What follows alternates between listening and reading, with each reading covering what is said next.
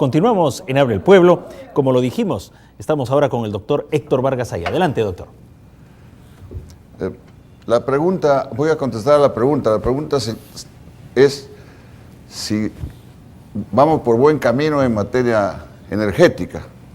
Yo contesto que no, porque no puede ser buen camino cuando un país tiene casi los 2/3 de la población que no tienen energía eléctrica.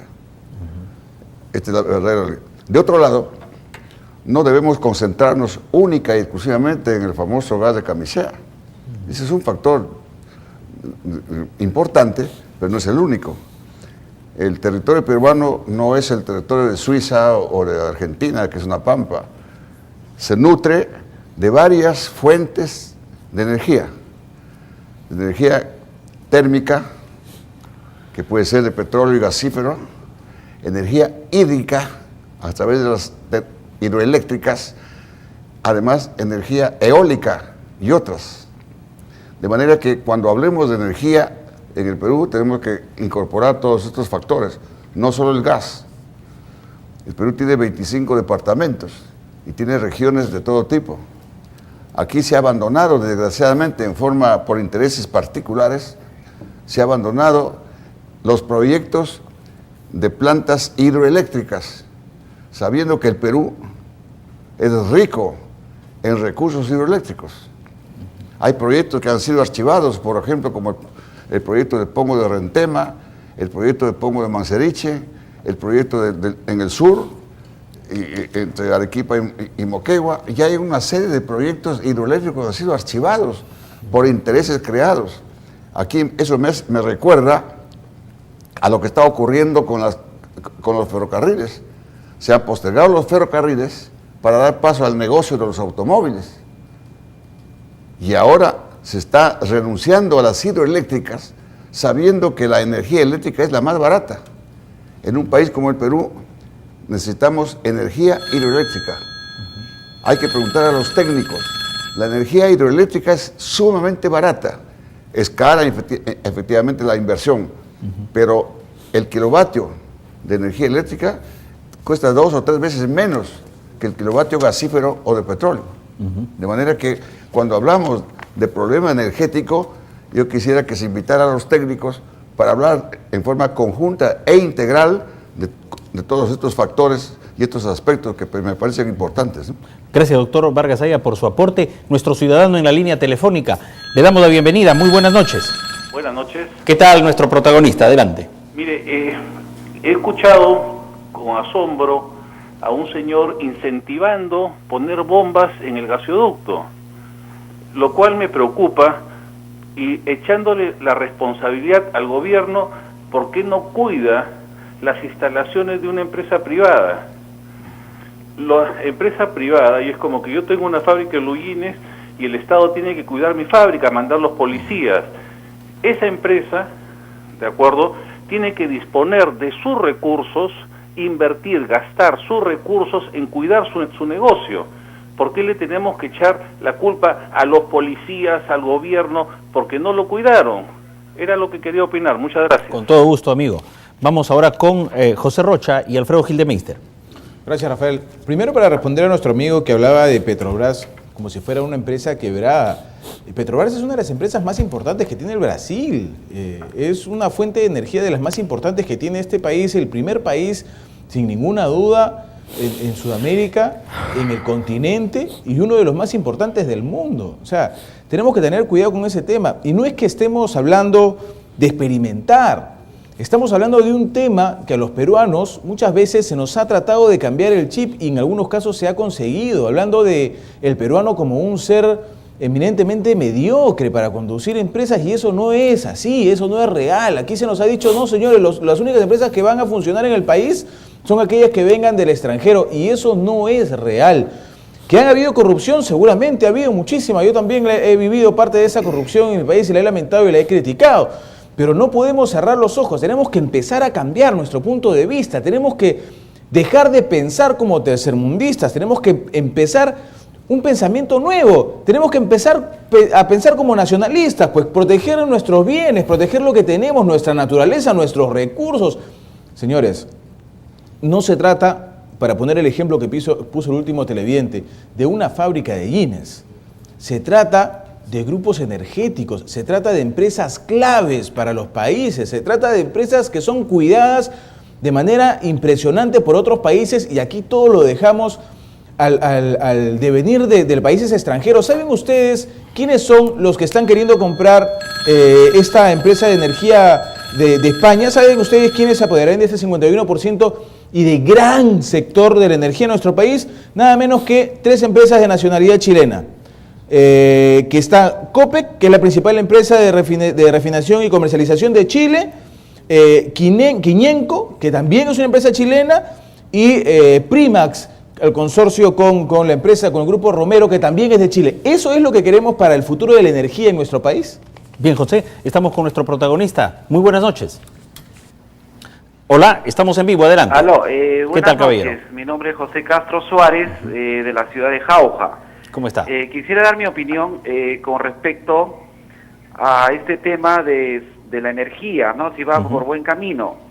Yo creo que definitivamente no va por buen camino, porque los 30 millones de peruanos se han equivocado. Bueno, disculpe que me equivoqué, no 30 millones, pero la mayoría se equivocó en votar por el señor Humala, porque lo considero como un presidente incapaz y mediocre. Y lo que debería hacer con respecto a los recursos, el país debería convertir todos esos recursos, esa riqueza de recursos naturales que tenemos, pero en beneficio de nuestra educación, que es lo que lamentablemente todavía nos hemos quedado en el año 1500, ¿no? Desde la época de los incas, yo creo. Entonces eso es lo que deberíamos hacer por el Perú. Esa es mi opinión. Muchas gracias. A usted las gracias por su participación. Adelante con Alfredo Gildemeister, recordando que el ministro Merino es el que ha argumentado que el ducto de Camisea tiene un sistema adherido que proporciona información de cualquier falla, inclusive con conexión satelital. Increíble. Y lo que busca el gobierno es reforzar esas medidas de seguridad, ha dicho el ministro. Además, señala él que hay un backup en satélite, como lo ha anunciado el ministro de Defensa, todavía señala Merino. Nosotros estamos abocados en tener acceso a una información satelital para mejorar todo lo que es de seguridad, desplazamiento y protección de la tubería. ¿Dónde está el ministro Merino? Bueno, Alfredo. Bueno, yo quería aclarar una cosa, un comentario que es un televidente, ¿no? Con todo cariño, ¿no? Acá nadie ha querido anunciar bombas en el gasoducto, pero señores, acaban de volar un aeródromo, 3 helicópteros. O sea, no es poca cosa, creo yo. Y por otro lado, quien ha anunciado nuevos ataques terroristas no somos nosotros acá en el panel, es el ministro Pedraza, que ha anunciado nuevos ataques terroristas, mientras que el ministro Jiménez dice que no va a pasar nada, que esto es que no hagamos novelas.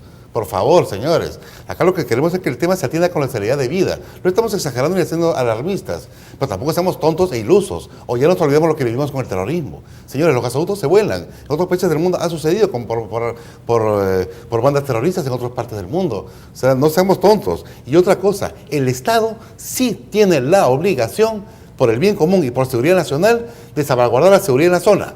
Más en una zona tan importante como la zona de Camisea, porque también se comentó, y esto es público, que TGP, digamos, no quiso tener la seguridad militar en sus recintos para no llamar la atención a los grupos narcoterroristas, etcétera. Ok, válido.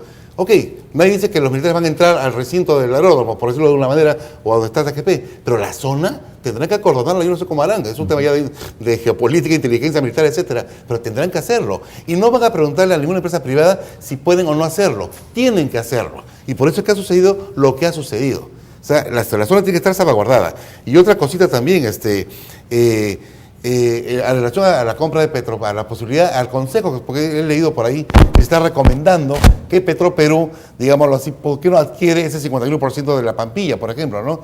Claro, es una posibilidad, no es una posibilidad, pero eso es un montón de plata, ojo, ya la Pampilla no cuesta lo que costó el año 96 cuando la adquirió Repsol, ahora cuesta mucho más, ¿no? Y hay que ver también si el Estado es buen administrador, esto no es Petrobras ni PDVSA, ¿no? Y con esto termino, hasta la fecha, y esto es público, ya hay más de 26 proyectos de exploración y 2 de explotación que se encuentran paralizados en el país en este momento.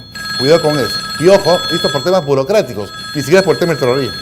Adelante con nuestro protagonista, le damos la bienvenida, buenas noches. Sí, señor Romero, muy buenas noches. Encantado, amigo. Sí, según la pregunta que con claridad dice, ¿no?, sobre el desarrollo energético, si creemos que el gobierno está por buen camino, está por mal camino, pues.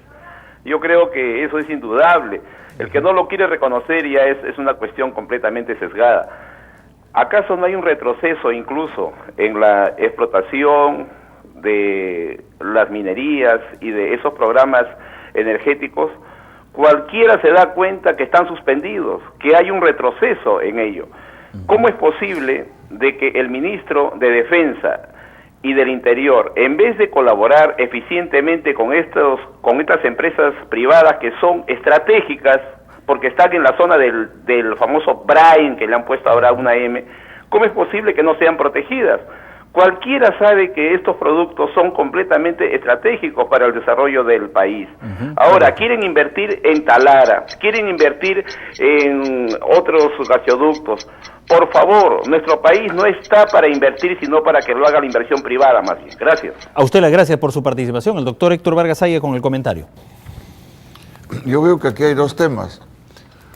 Uno, tal como formula la pregunta, que si el país camina por buen sendero energético, pero veo que se está abordando también la seguridad de Camisea, que cosa, y me parece que son dos cosas totalmente diferentes. Una cosa es la seguridad de Camisea y otra cosa es si caminamos por buen sendero energético, si no me equivoco. Repito que el problema energético en el Perú es muy complejo. La seguridad, en el caso del gasoducto, es una cuestión de Estado que debe abordar el gobierno. Pero finalizo señalando que en el Perú no existe un plan nacional energético. No existe. Estamos abocados en un tema en el gasoducto únicamente. El gasoducto no supone un plan energético nacional. El Perú es grande, es un territorio enorme, de norte a sur y de este a oeste.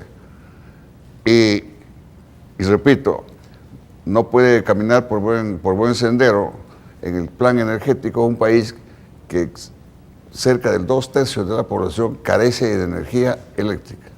Bien, doctor Héctor Vargas Saya, amigos televidentes, el tiempo ha volado. Como lo dijimos al comenzar el programa, mientras gran parte del debate va por el ducto de Camisea, su seguridad y otros, nosotros establecimos un paraguas mayor.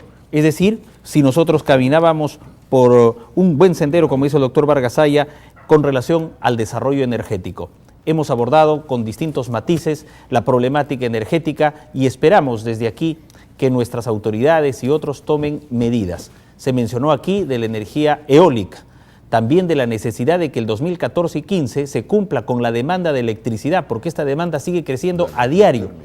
Industrias que necesitan más electricidad, pero estamos haciendo lo propio para compensar esa demanda, de manera que este tema no queda agotado. Con nuestro panel, José Rocha, Alfredo Gil de Maistre, doctor Héctor Vargas Saya, seguiremos abordando este y otros tópicos de importancia nacional. Muchas gracias a nuestro panel, gracias a los amigos que nos han llamado por teléfono.